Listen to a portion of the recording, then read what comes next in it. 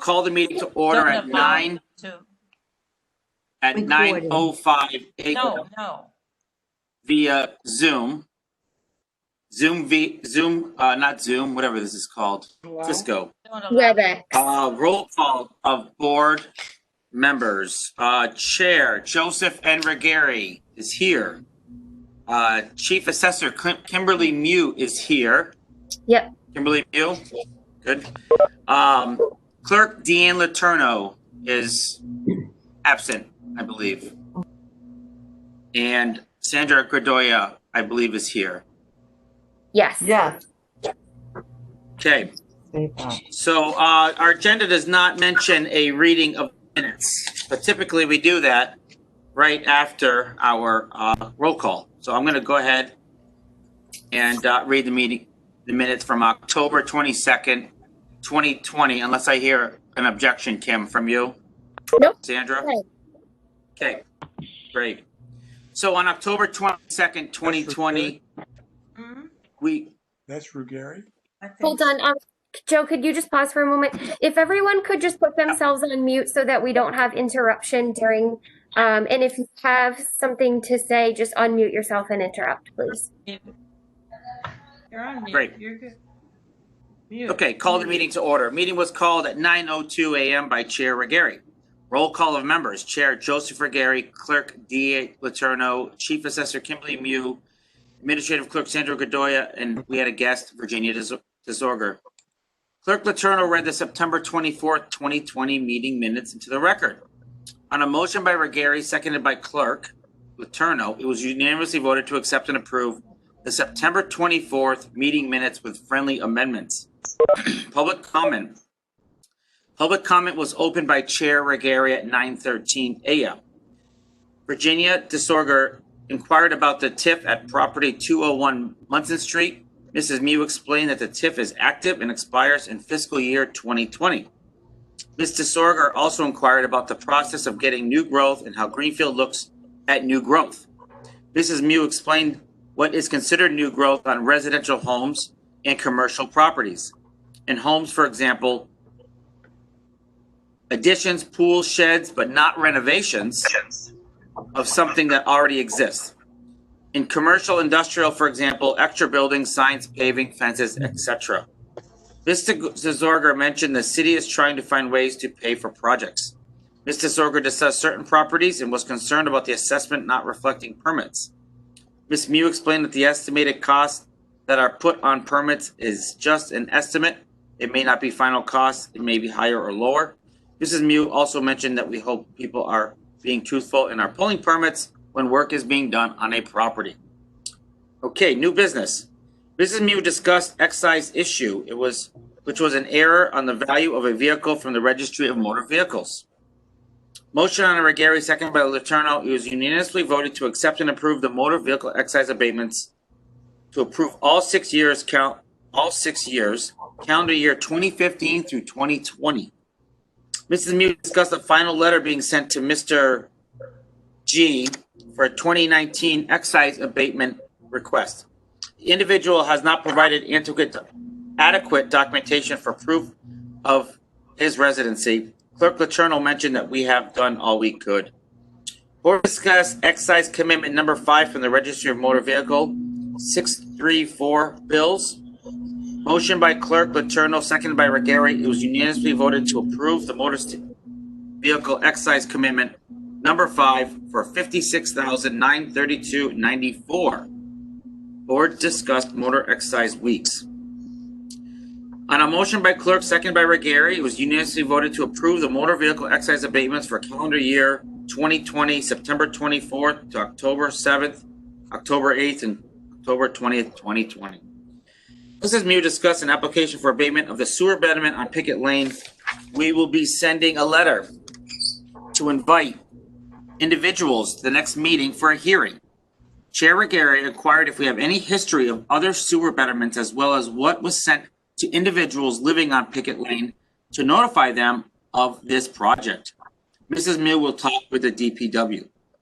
Mrs. Mew discussed the chapter lien located at 783 Lampblack Road.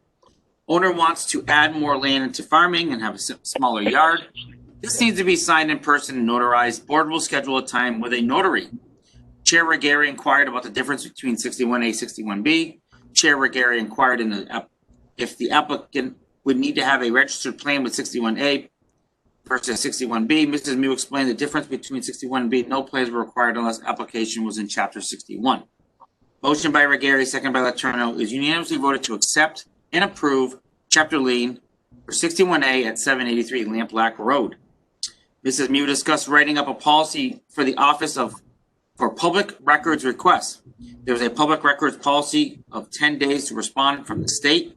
However, the assessor's office does not have anything in writing outside of the state requirements. The public needs to know how much it will print and charge for time spent on request. Clerk Letourneau feels it should not be complex and made it simple for everyone to understand. Mrs. Mew will finish up the policy and present it to the board at the next meeting. Mrs. Mew has finished her letter to the mayor asking for an extension of her final class. She will email the letter to Danny Letourneau and CC the board. Mrs. Mew informed the board we will need to set up another in-person meeting for statutory exemptions. We will need just an executive session for this meeting. RRG and assessment report. Mrs. Mew finished with new growth and building inspections are done. There is some data entry to be done. Jeff Reynolds and Mrs. Mew are working on the classification packet. Mrs. Mew mentioned she and Mr. Reynolds walked down Grinnell and Highland to have sent letters for inspections to properties that hadn't been inspected for a long time. Mrs. Mew and Ms. Reynolds are working hard to get the tax rate, growth, and values in by Friday, October 23rd at 5 o'clock. Mrs. Mew also mentioned the packet is needed for Ways and Means meeting on November 3rd, 2020, and a council meeting on November 18th, 2020. Mrs. Mew mentioned the state of Massachusetts has not finalized all of their financial documents that are distributed to the cities and towns. Mrs. Mew discussed with John Frank our commercial and industrial properties. Mr. Frank is finding new ways of looking at these properties, such as the ratios, the land use codes, which may help with our tax dollar amount. Looking at it long term, we feel it will be a much better system. Mr. Zorger inquired about new homes and uniformity among values. Mrs. Mew mentioned there was uniformity, depends on the type of property, type of home, completion of home at the time of June 30th. Mrs. Mew also mentioned the quality of the square foot value. Mr. Reynolds joined the meeting at 10:21 a.m. Mr. Reynolds explained how the system works for new homes. There's a base cost of the shell. Low end is $52 a square foot to high end near $100 a square foot. Foundations are uniform costs and then mechanicals. Custom homes are rated higher. They're valued less per square foot in a ranch due to demand for these homes. When comparing values of properties, you have to look at this type. For example, you would compare capes with capes. Can't compare apples to oranges. Okay. All right. Motion by clerk, second by Regari. It was voted to close public comment at 10:26. Mr. Zorger and Mr. Reynolds left the meeting at 10:26. Motion by clerk Letourneau, second by Regari. We opened executive session at 10:27. We ended executive session at 10:36, and we adjourned the meeting. Next scheduled meeting, November 5th, 2020 via WebEx. Respectfully submitted, Sandra Godoy, Administrative Clerk, Greenfield Assessors, BOA. Okay. Wow. So, with that said, any errors, changes to the minutes that you see? Yes, I was informed of the wrong date for the Ways and Means Committee meeting, so it's actually going to be November 17th rather than the 3rd. Okay. Noted. Where that is. Okay, I'll make a motion to accept the meeting minutes with friendly amendments. I will second. Okay, fantastic. All in favor say aye. Aye. Any opposed? Any abstentions? Motion carries. Okay, let's see here. 9:14. I will make a motion that we open public comment. Do I hear a second on that? Second. Okay. Public comment is all in favor of opening. All in favor of opening public comment? Aye. Aye. Okay. Kim, are you in favor? Any opposed? Or any abstentions? Sorry, Joe. I didn't You're hear you, cutting Kim, but out I'm just a assuming bit. you. Okay. Yes. Well, okay, so we are open for public comment at this point. We have quite a few folks in the quote unquote room. So I guess what we'll do is we will somewhat go in order. I do know we have a 9:30 appointment for public comment, so we'll probably have to cut this or give that person time to speak their business. I can't see anybody, and maybe I'm still cutting out. So I don't know how this gets handled. So basically what we did is I guess I'll go around the circle. 2 minutes piece. Joe, can you hear me? Yep, I can hear that. Okay, so comments are limited to 2 minutes a person, and anyone that would like to chat, we can go in order. I don't know that everybody's order is the same, but I guess just speak up and go ahead and start your conversation. And also, please state your name and your address for the record. Okay, I will call people, I guess, because I'm not sure what order we all see. So maybe I'll go around the room, so to speak, and if you have something you'd like to say, say it. And if you would like to pass, then simply say pass. I guess I'll start on the top of my screen. Christine Forgy, would you like to make any comment?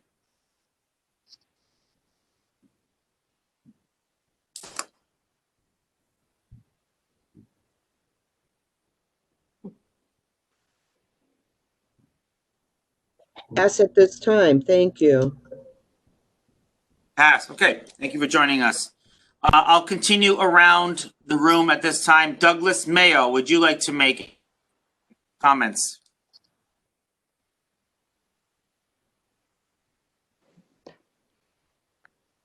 I'll pass at this time. Thank you.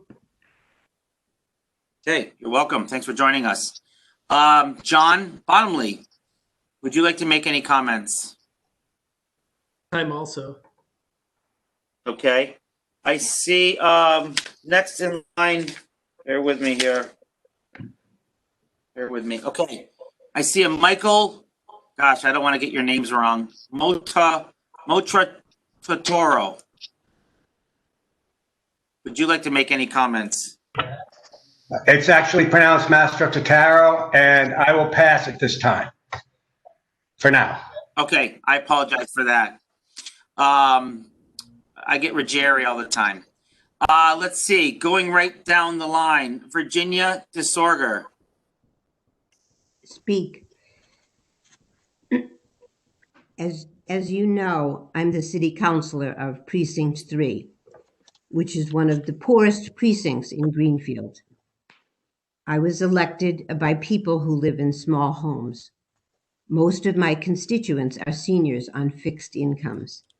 They own one home. They call me. They ask if the tax deadline can be extended, and they are why I am here today. These people trust me to do the right thing at the right time. In 6 weeks, I'm supposed to decide whether to vote for an additional $6 million for a fire station. This comes at a time when most of the people in my precinct are wondering if they will even be able to see their families for the holidays. They are worried about their bills, their taxes, and putting food on the table. They have had a very hard year. I, as well as you, have a hard job to do.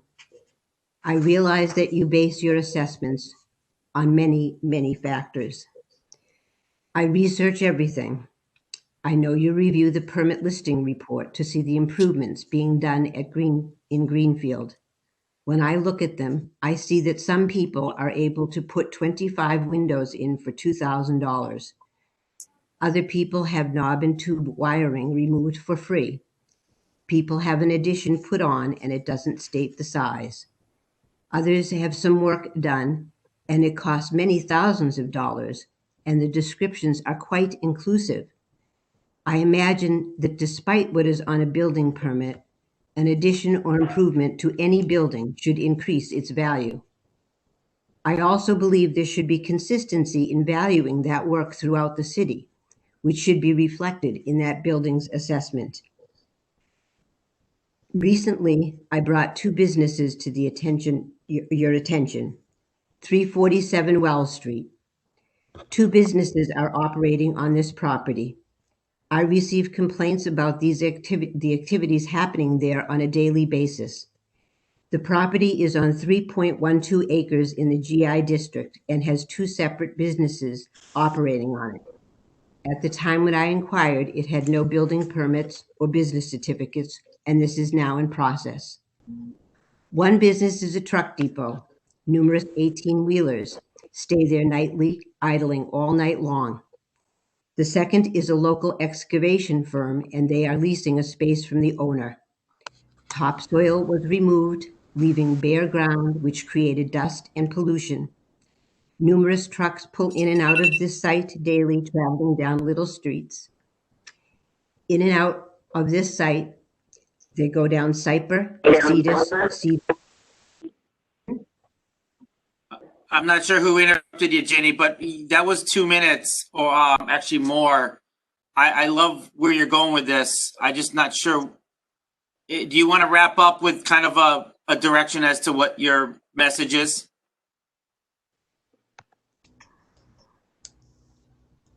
I would like to ask for more time.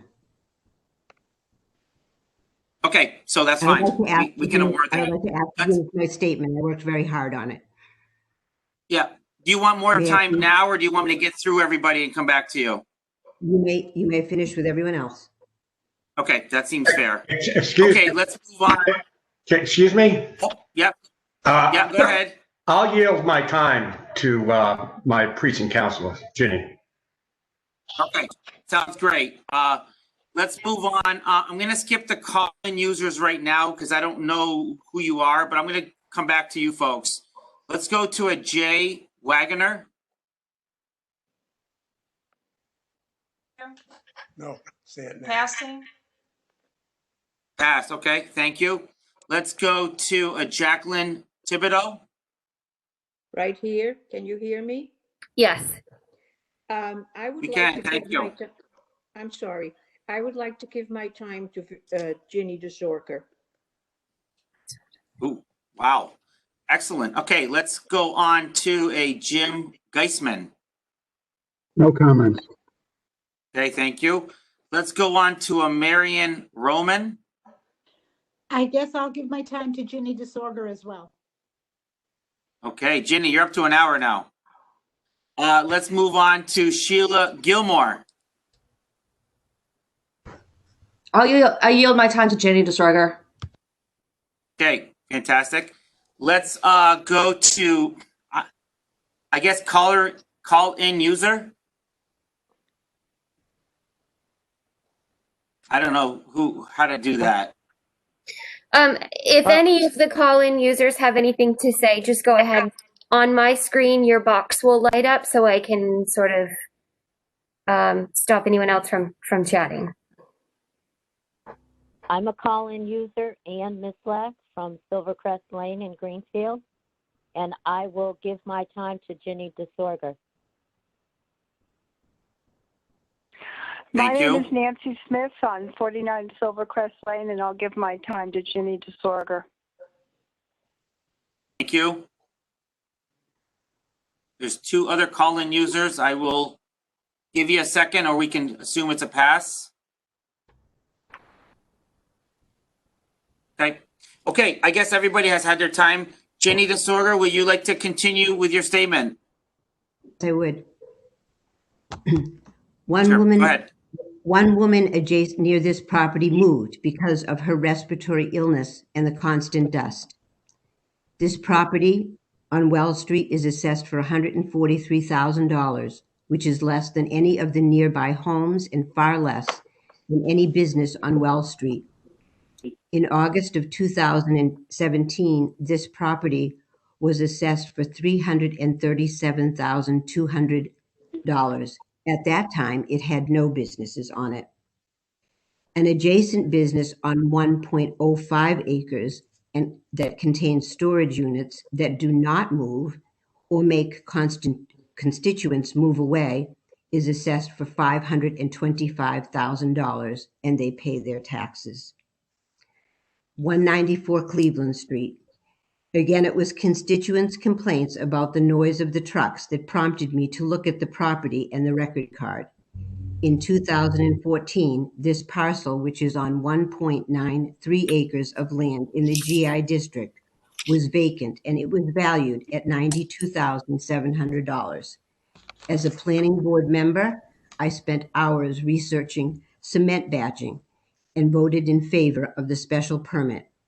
The property sold for $180,000 in October of 2014. That was double the assessment. Subsequently, in 2015 and 16, building permits were issued and $90,000 of improvements were made.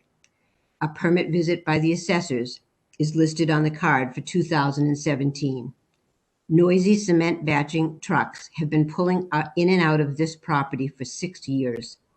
Yet we have not adjusted the business assessment in any way that reflects the resale improvements or business activity. It is now valued at $116,500. Lampblack Road as compared to 316 Silver Street. The property record cards of 777 and 783 Lampblack Road show photos of the exact same shed instead of houses. 789 Lampblack shows a photo of a barn. 720 shows a picture of a little shed. On Lampblack Road, most homes have very long driveways with houses that you cannot see. 316 is pictured below. It is assessed for $338,500, making it one of the most expensive homes in Precinct 3. It is located on 1.7 acres of land, which is enormous for Precinct 3. It overlooks busy Silver Street on one side and Sandries and the aforementioned cement batching plant on the other side. It is a colonial, built in 1908. All the land surrounding it is visible, and none of it is labeled undevelopable or is in chapter or any other such category. I find it incredulous that it is assessed for more than 731 Lampblack, which was built in 2000. 731 is labeled a contemporary. Contemporaries are less valuable than colonials, so the label matters. We talked about colonial pricing at your last meeting. It appears much larger than the 1,662 square foot listed on the record card. It has 2 sheds, 2 porches, and recently had major renovations. The living room was enlarged. Measurements are not available. And a 9-foot by 24-foot deck was added. They also added a new Cheshire shed and a gazebo in the backyard. It is on 3 acres and no one can see it. It is assessed for $320,000. Well over $100,000 in renovations are listed on the record card. The assessment remains stable, and the owner was given an abatement of $825 after the renovations were completed. 316 Silver Street is also assessed $80,000 higher than 783 Lampblack Road, which is a colonial that is situated on 7.81 acres. That colonial is 2,128 square feet, and it was built in 2018. This new colonial is on almost 8 acres of land and is assessed for $246,950. That assessment is lower than every single condominium on Silvercrest Lane. 316 Silver Street is also assessed for $100,000 higher than a brand new home, 777 Lampblack. 777 is listed as having 4 bathrooms and is supposedly 1,196 square feet. That home is on 7.82 acres. The size of the home is not at all credible for a house with 4 bedrooms, 4 bathrooms. It is assessed for $239,334. Please compare the above to 26 Fargo Lane, a colonial built in 2010.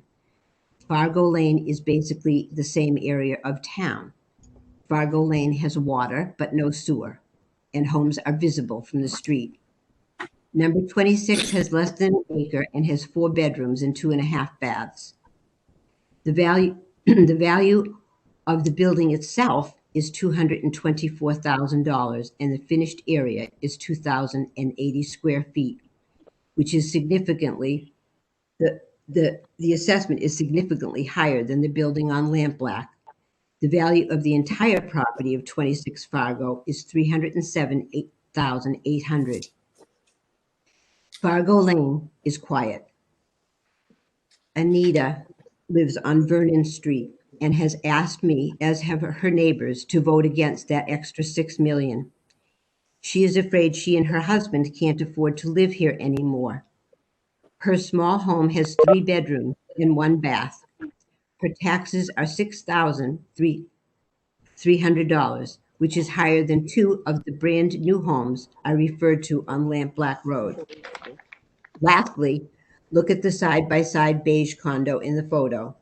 That condo is assessed for $272,600, and the one on the right is assessed for $273,000. Each has 2 bedrooms, 2 baths, and the square footage is 1,311. The total unit is assessed for $555,000, which makes it assessed value the same as one of the most expensive homes in Greenfield. They were built in 2010. Many other houses and commercial properties throughout Greenfield reflect these same disparities that I have described to you.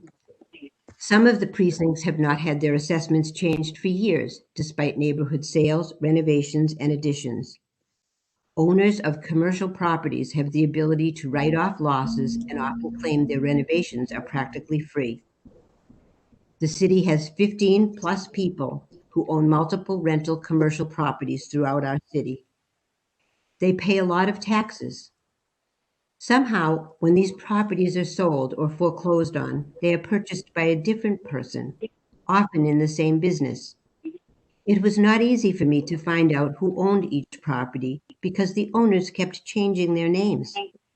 One week, their name was Burn My Foot, LLC. A few months later, their name was Bigfoot, LLC. But they were the very same person. Very often, these rental and commercial properties sold for $1.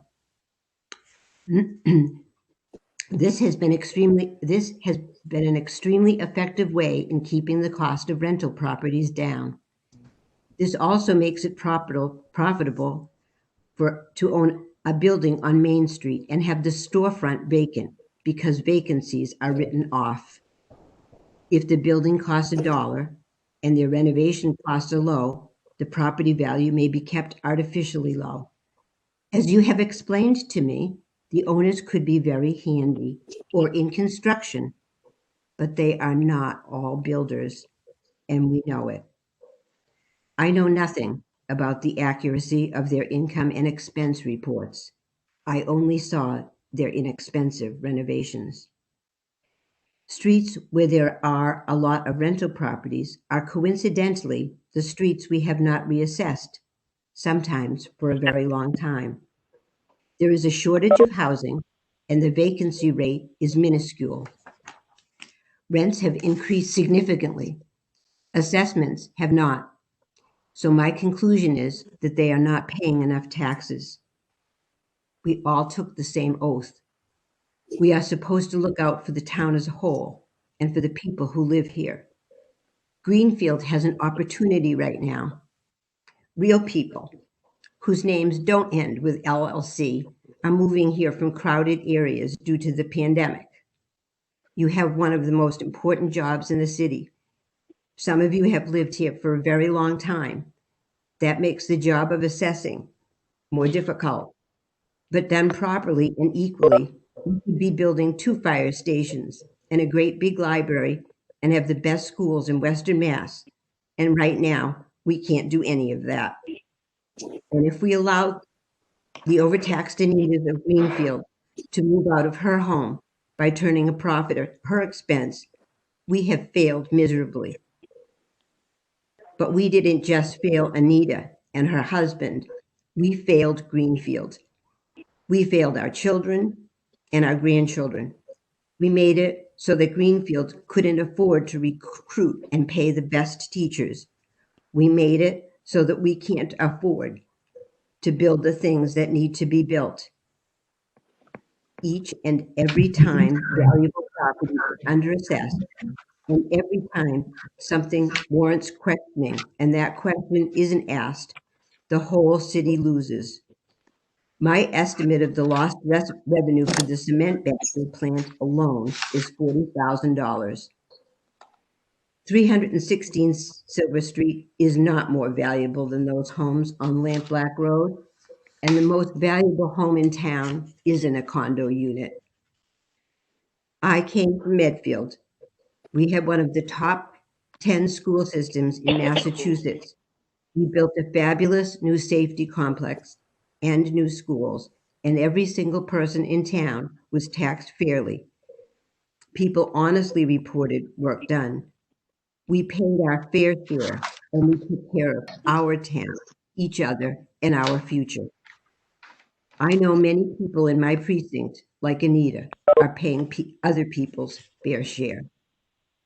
I am not happy today. I don't enjoy coming into a public meeting and parcel after parcel of inequity, but this is our city. And if this is what it takes to get our city back, so be it. We are paying attention.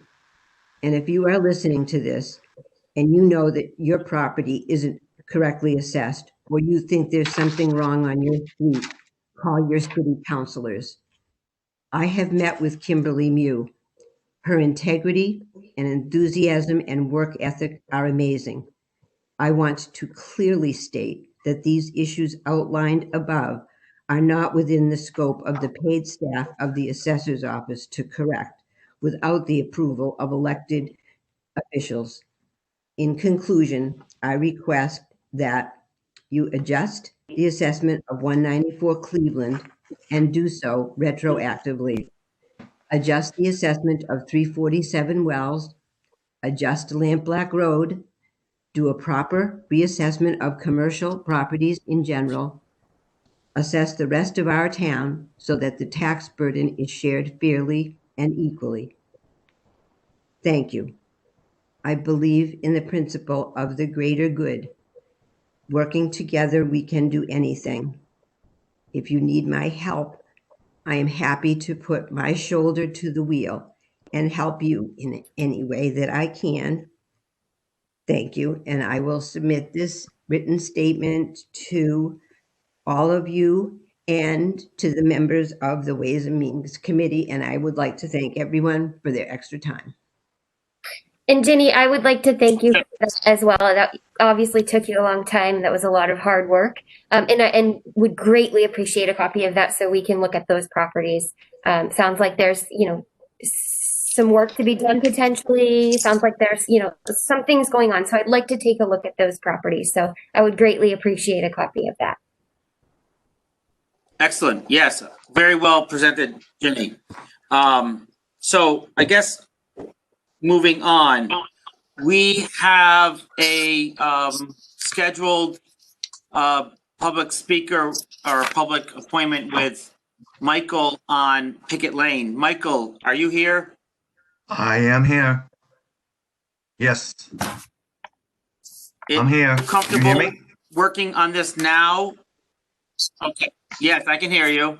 I'm Joe Regari of the Board of Assessors. Kimberly Muse here. And this is an open meeting, so obviously we have a few other folks who joined us. You have requested an abatement for the Picket Lane property, is that correct? Yes, that's correct. And I just Okay. want to cut in here for a minute, Joe.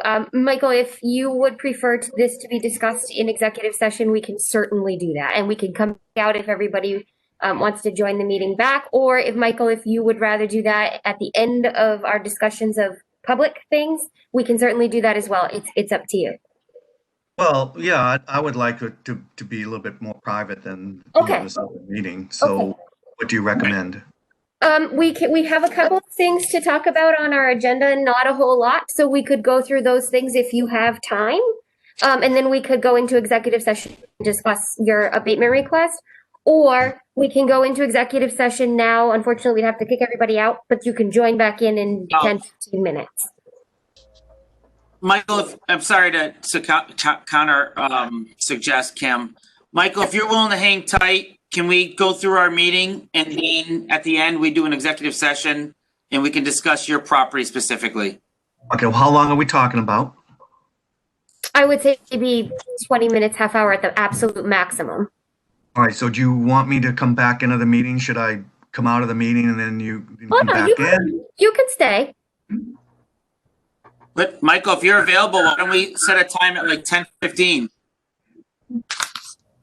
All right, so let me come back in at 10:15 then. Sure. So I'll come out of the meeting and then come back in at 10:15. Okay. Great. Okay, So thank you, Michael.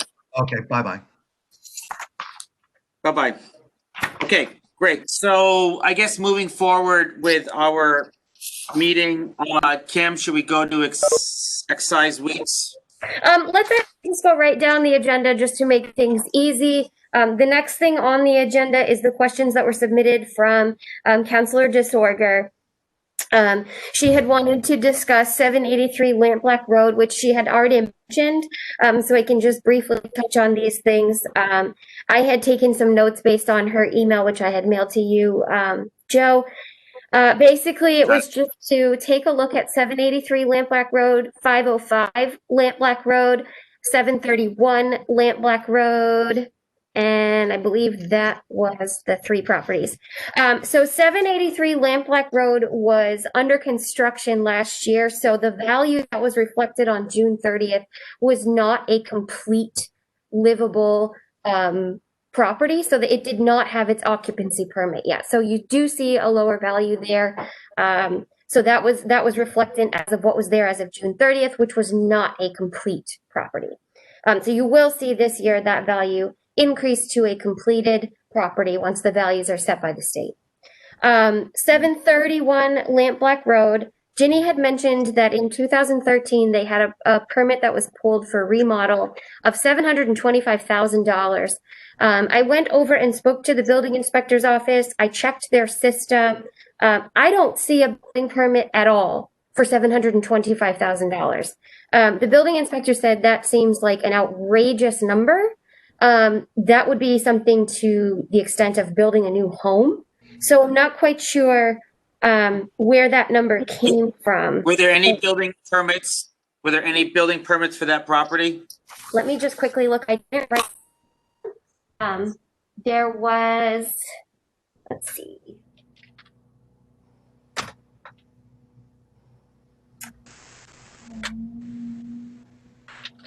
Sorry about that. Just bear with me for a moment.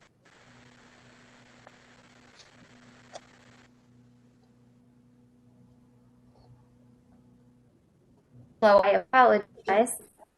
Okay, that's fine. You can table that question. I don't think it's important or necessary for today's discussion. I was pulled in 2014 for a remodel of the interior of the property, and then also a shed, and let's see.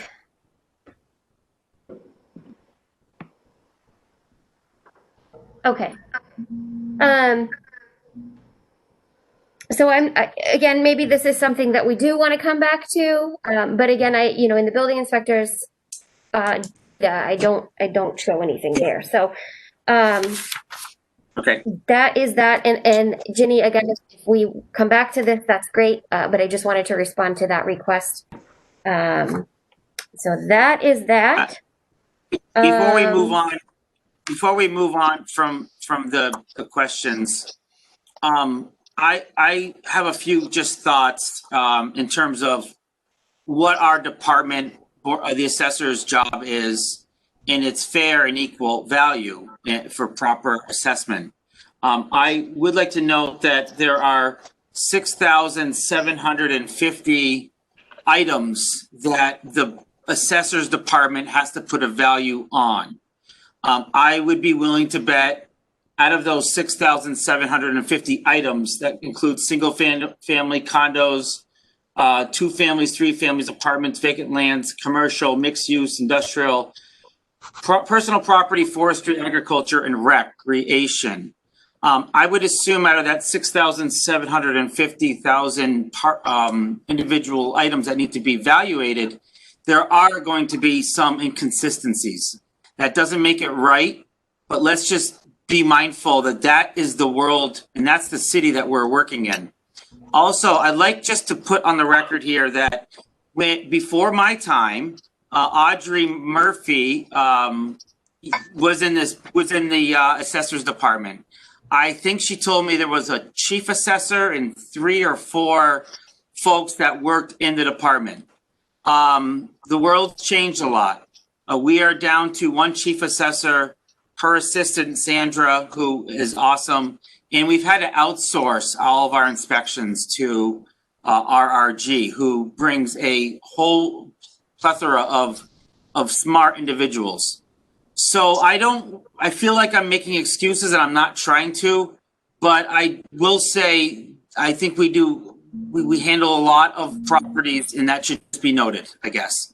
With that said, there's a lot of properties that need to be looked at. So as emails like this from Councilor DeZorger come in, we will analyze them and we will look at them, but we also will continue to analyze neighborhood to neighborhood and do our best to give fair and equal value for all of these parcels. So I hope that comes across in the manner as which I was hoping.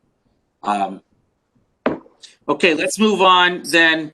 The public policy records I have in front of me, but I believe Dee Letourneau is our best wordsmither. I agree. I can certainly read it out loud, or we can go ahead and table it to next meeting. I would make a motion that we table it. I just think Dee brought a lot to the table. Okay, that sounds good. I will second that motion. Okay, all in favor of tabling the public policy record, say aye. Aye. Aye. Okay. Let's go to our excise weeks.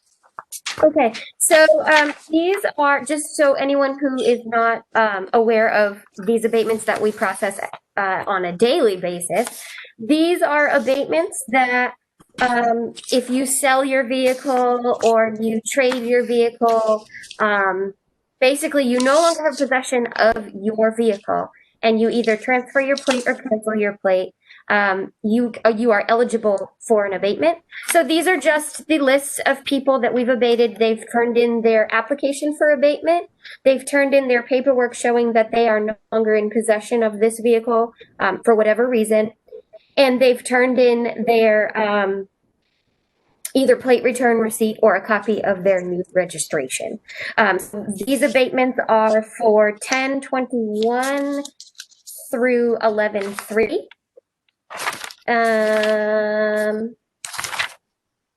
I'll make a motion that we accept the motor vehicle excise abatements from 10/21 to 11/3. I will second that. Okay. All in favor of this, please say aye. Aye. Aye. And I also just want to know. Go ahead, Joe. Sorry.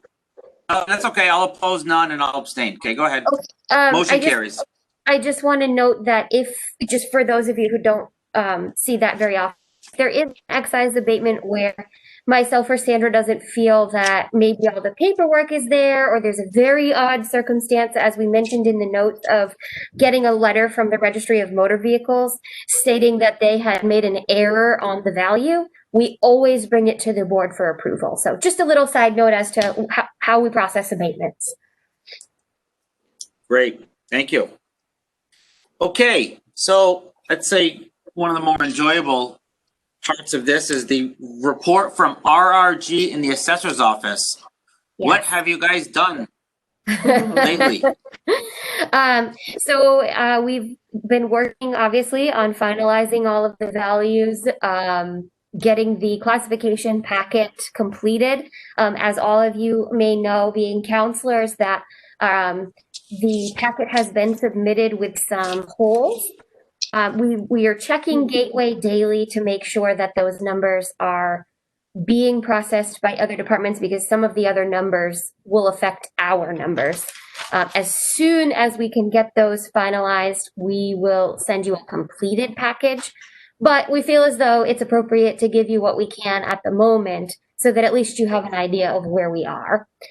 So we are finishing up that. We're getting ready to send our values to the state for approval. Jeff and I have been working on both that for real estate and personal property. Also, I've been running some test files in Munis, which is our billing system. So what we do is we take a file from Patriot Properties, which is our assessing system, and we put it into our billing system. So I've just been running some tests to make sure that everything is working properly. We have some really good things happening. In the past, I've been working Christmas Eve to get these bills in the system and done, because there's been so many, butting heads really is what is happening, where the systems are just not liking each other. We've made huge progress. Right now, Patriot Properties is working on an issue with the land being coming out as 0 on the tax bills. The values are all correct, but when you look at your tax bill, you may see that your land line is 0, which is not the case. Obviously, some of us own land if we don't have a condo. So that is something that we're working on. But other than that, everything is working. So yay! Again, we've been working on some of these requests that have been coming in. If there's, I look at every property on these requests. If there's something a little funky on them, I'll pull it aside. If we have a chance to look at it right now before the values go out, that's ideal, and we'd like to do that. But being that this time of year is a very huge crunch, and I am here full-time with Sandra being only 20 hours, it does make it a little difficult. So, but we're doing the best we can to try to get anything that comes to our attention fixed before the final tax bills. Sandra is working on entering the deeds from the Registry of Deeds. We get those every month. So we want to try to get them updated as fast as possible so that they can appropriately be mailed out, the tax bills. Sandra's working on the exemptions, as we had mentioned before, or not the exemptions, the abatements for excise tax. Little bits and pieces of things on the side that have been getting done. As we mentioned, the policy about the next request system, which there's a policy that the state gives us, but we just want this. And that's really the most of, I think, what we're working on right now is trying. Oh yes, and Sandra's also working on building permits as well. So that's really the most of what we're doing right now. A lot of work with getting everything finalized, making sure that the data is talking to the other system properly, so that we don't have to work on Christmas Eve again. So that would be wonderful. But I think that's it at the moment. One of the major questions with the tax classification hearing is the tax shift, and whether it's a factor of 1, where all parcels are taxed the same, or if there should be a shift. Mm-hmm. We haven't had a whole lot of discussion on that. We've always suggested it be a tax factor of 1, where everybody has an equal tax. Mm-hmm. And sure, Kim, if you feel any differently this year, I stand behind my feeling is I'm counting 620 commercial, industrial, and mixed use properties I think we probably have to include the apartment houses, 154. So my argument or my mentality, let's say, my logic has been that we have such a small percentage of commercial industrial properties where if we shifted the burden to them, it would be an extreme burden, where our single families, condos, and 2 units or less, land, forestry, agriculture, and rec make up almost 75% or more of our parcels. So not sure what your feeling is on that, Kim, if you feel differently. Otherwise, I think we'll continue with our recommendation of 1. I agree with you. Our population is 75% residential, and that also includes the apartment buildings. So the only businesses, and if we did a shift, it would be all commercial and industrial, and mixed use if there was a commercial or an industrial part of the building. I've talked to other towns because I know this is something that we have discussed in the past. I've talked to other towns that have the split rate. They have a lot more commercial space than we do. The first town off the top of my head was Hadley, because as we know, there's malls, there's all that stuff. So it's a hard comparison there because they have a lot of retail. But I reached out to Turner's Falls because they're right next door. They have the shift, they have a split tax rate. And honestly, their assessor said, in all honesty, we'd love to get rid of it because they have in and around the same amount of businesses that we do. I think they have a bit less, but they're mostly commercial, residential properties, and they don't see a huge difference. I'm not necessarily opposed to it, but I think the timing of it might be something that needs to be considered. I think with everything going on right now in the world, with businesses struggling as it is, but also because the what is it called? The CPA just passed. So we also have to think about, and again, this may sound like excuses, but it's certainly not. But we have to think about, this office has just gotten betterments. For example, the sewer betterment. We have gotten the PACE program, which I'm not sure if you guys are all aware of that, but it's basically quickly, it's to help businesses become energy efficient. And so it's a loan that they would receive. So it causes work on our side.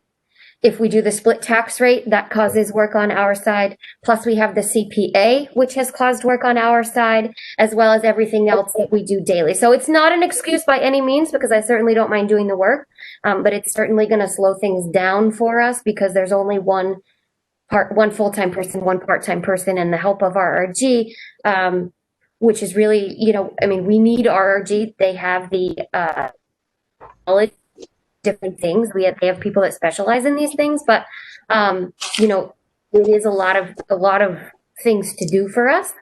But mostly, more than anything, I worry that if we split the tax rate right now, all these little businesses that are already struggling, just off the top of my head downtown, I'm thinking there's Brad's Place, there's Bonnie B's, any of the nail salons. I'm not sure, how they're doing, but I'm just thinking small businesses. Are we going to lose them? And we don't want to do that. So that's I would say for this year, certainly my recommendation is to keep the single tax rate. And I certainly care about the residents as well, because we don't want to lose them either. We don't want to tax so high that you can't be here. And so I would like to someday find a nice middle ground where everybody is happy. But anyway, I just on that note, we have classification hearing discussion on our minutes or on our agenda. So that can sort of just lead into that. Basically, I just wanted to update you all. We're working very hard, as I mentioned, to get that packet completed. I don't see why it would be a problem to be able to get those numbers in and done before the Ways and Means Committee meeting, as well as council, since they're back to back. But at this point, a lot of those numbers are sort of out of our hands. We're waiting on other departments and other people to finish putting their data in the computer. And I think some of those are also coming from they're waiting on the state to complete things. So as soon as we can get that classification packet completed, we will certainly be getting that out to everyone. And I just wanted to also clarify, I was misinformed. I thought the Ways and Means Committee meeting was this past week, but it is actually the 17th, which is the day before the council meeting. So just want to make sure that that's clear. I'm sure all of you know because you're on council, but just want to make that clear. So. Okay, good. I think that's it for me. Nothing else to report with RRG or Assessor's Office. I feel as though you've discussed the classification hearing. Yep. The last thing basically that I just want to mention very quickly that's on our agenda other than the meeting of the statutory exemptions is that I did receive a letter back from the mayor's office. I had sent a letter requesting an extension for my classes to complete my certification to officially be the chief assessor. I have one class left that's 15 hours. And the mayor happily extended my deadline until July 1st of 2021 with a little note that said if classes still aren't being offered that we could address this again. So that's great. I'm hoping that well before July 1st, 2021, I can get this class done and out of the way and officially become the chief assessor rather than the assistant assessor. So. Okay, excellent. Thank you. Chairman McGarry, Chair. Yes, go ahead, Councilor Forgy. I saw your hand up, even though people are kind of going in and out, but would you like to, the public comment is still open if you'd like to say something. Yeah, thank you, I would. My question is about the reval process. How often when was the last time we did a full town reval? How often should it be done? And are different classifications of property done at different times? When I was mayor, I was always cognizant of the fact that revals happened in 3-year cycles. And so I'm wondering when a full reval of Greenfield was last done. Thank you. Sure, thank you. Chip, do you have that answer? Yes. So the last reval was done in 2017. They have changed the ruling now, so it's done every 5 years. Okay. Is that right? 17, 18, 19, 20, 21, 22. Yes. So it'll be for fiscal year 2022. So we are going to have another next year. Now, this basically means that the state is coming in and saying, okay, have you been out doing your job? Have you been out looking at these? Every property in this town or city, whichever you live in Massachusetts, has to be at least attempted to be looked at every 10 years. You know, world, everybody would be on the same schedule, but that's not how it is. It's you know, everybody's sort of all over the place. So basically what they do is they pull a report out of your system and they say, okay, these properties should have been looked at, whether it's a full inspection or whatever the case is, or at least a letter sent to the owners requesting to get inside. At that point, if the owners don't let us in, unfortunately, we can't make our way in. But basically, that's what they're looking for. They're looking to see, you know, is there any properties that are outlying that have just been ignored? Are our values in line with the category, with the pocket that they're supposed to be in, which 9 times out of 10, the assessor's office fit that requirement because you have to fit that every year in order to get your tax rate set and your values certified. But, you know, they're looking basically to see, did we do what we're supposed to be doing? Are things accurate? They'll pull specific people that work for the town and live in the town. So they'll pull your records. They'll look at your house to see, you know, is the assessor giving you a deal? They basically just checking to see that we're doing what we're doing. But on years that we don't have the state coming in, we still have to be doing all those things. So this year, say, they're going to be looking to see if a quarter of our town has been looked at. Next year, they're going to be looking to see if a quarter of our town has been looked at.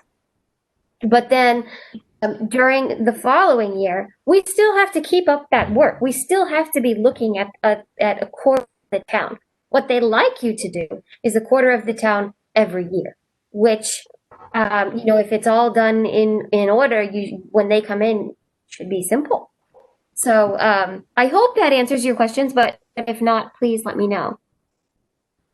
I think, am I mute? Can you hear me? Yes. Okay, thank you. Yes, I didn't realize that there had been a change from a 3-year vow to a 5-year process. That just happened. Okay, so that was kind of confusing to me because I kept thinking we've missed a reval somewhere along the line. When they come in, is it equivalent to an audit? For instance, do they go through your records and they pull records and they look at specific things? Yeah, it's very, very, very similar to an audit. They just call it, I think. Okay. And when they do that, I'm sorry, I'm a little confused about this particular piece, but when they do that, are they comparing assessments in Greenfield to other like towns or cities in the Commonwealth? They do it to a point. They really, when in the assessing world, you really, really, really want to keep your assessments in your own city or town. Okay. Have to reach out. So things that they might compare to other cities or towns might be the value for Home Depot, the value for Stop and Shop, so on and so forth with those places, because there aren't any others here. Right. However, the first thing that they would look at, especially with the grocery stores, is what the other grocery stores are valued at. So for example, if Big Y was at $100,000 and Stop and Shop was at $200,000, they would go, what the heck? What's going on there? Why is there $100,000 difference? Those are way low numbers for a shopping plaza, but I'm just giving you easy. I get it. But so they try really hard to keep it in Greenfield. But there may be something underlying that they don't know, being that sometimes those people are from Boston. There may be something underlying in your community that's causing your values to go up or down. Something like, for example, in Turner's Falls, when the bridge to Montague and Gill was closed down, right, their values might have sunk a little bit on their commercial side because everything was closing because people couldn't stay open. So that's something that they might question, just for an example of something really easy on top of my head. But and then they might look at Greenfield and say, okay, well, Greenfield's commercial values didn't plummet. Why did yours? And then there's the explanation that the bridge closed and they couldn't stay open. So, something to that nature. They may look at other towns, but for the most part, I would say they do try to keep it into Greenfield. So, following that train of thought, is there any expectation on what's going to happen on assessment of commercial property because of COVID and businesses shutting down? At the moment, it hasn't been discussed. I've been sort of watching the state to if they're doing anything to, if they're going to do any sort of exemptions or abatements or anything to that nature. There have been some townwide and citywide things that have been done for the businesses. There was, I believe, a program. I have it stuck to my plexiglass out there. There was a seminar that I think it was commercial or industrial, as well as apartment owners could go to for help. So as of assessments, not at the moment, but I do think that eventually something will happen there, and it's a possibility that values could decrease a bit for maybe only a year. It sort of depends on where everything ends up, I think. So unfortunately, I can't give you a direct answer on that one. Okay. Final question, I promise. That's okay. When will we as a city, again, feel comfortable with the fact that we've done due diligence, we've gotten a lot of things into compliance, we have some equity on properties that Councilor DeSorger pointed out today and everything else. I realize this is a what-if question, but is there, in your mind, an estimation of time when we can sort of sit back and think, okay, we've got it, we've done it, and just sort of maintain the status quo without all these fluctuations and without all this past history coming in? You're right. That's a fully loaded question. You can say, I don't want to answer that. No, that's okay. I mean, I don't know that I can give you like, you know, it's going to happen on this day and at this time. I don't know if I can give you a, you know, in 5 years. What I can say though is that with the change of everything that happened in this office, and I've mentioned before, I don't know what happened in the past. My mindset, as Ginny had mentioned, is everybody is equal. I don't care who you are as a person. What I care about is what's on your property. So I think, you know, hearing all these concerns about all these properties certainly is something that I want to look at. We already are in process of some of the commercial and industrial properties because of the commercial and industrial reval that $30,000 was set aside for. So I think that's a huge step in the right direction. I would like for you all to sit back and say, we've got this. We're on the right track. We can get there.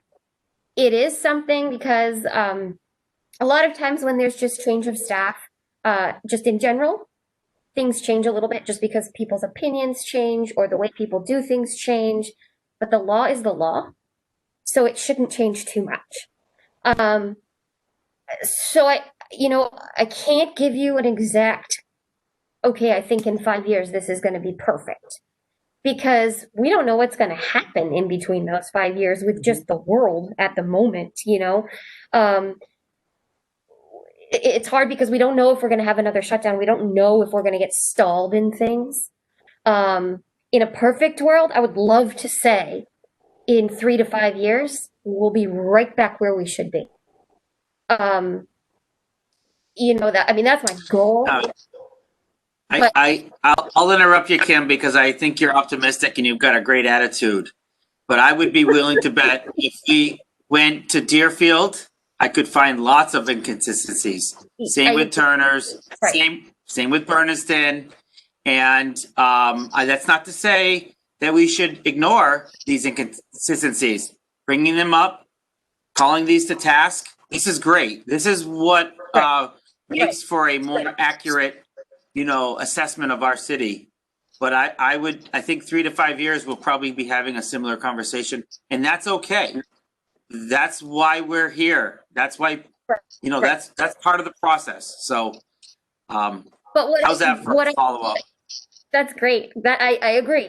But what I want to make sure that you're hearing is that we're aware, we're working on it, and we're doing the best we can as fast as we can. So I want you to have a little ease in knowing that we care about you, we care about our businesses, we care that people aren't leaving.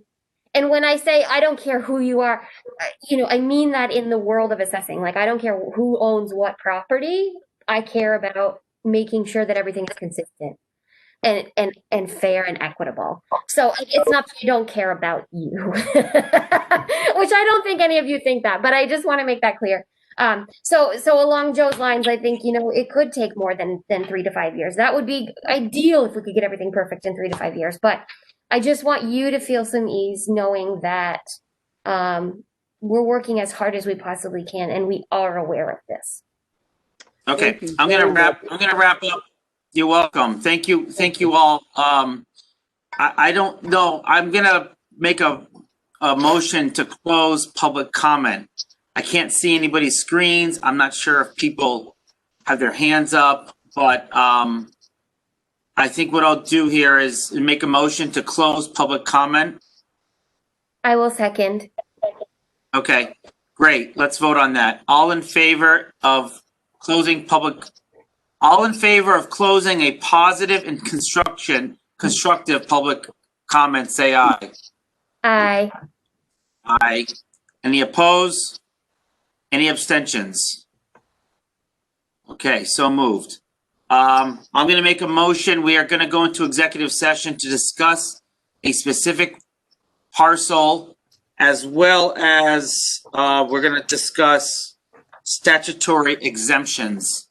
So I'll make a motion to go into executive session. I will second. Okay. All in favor of this, please say aye.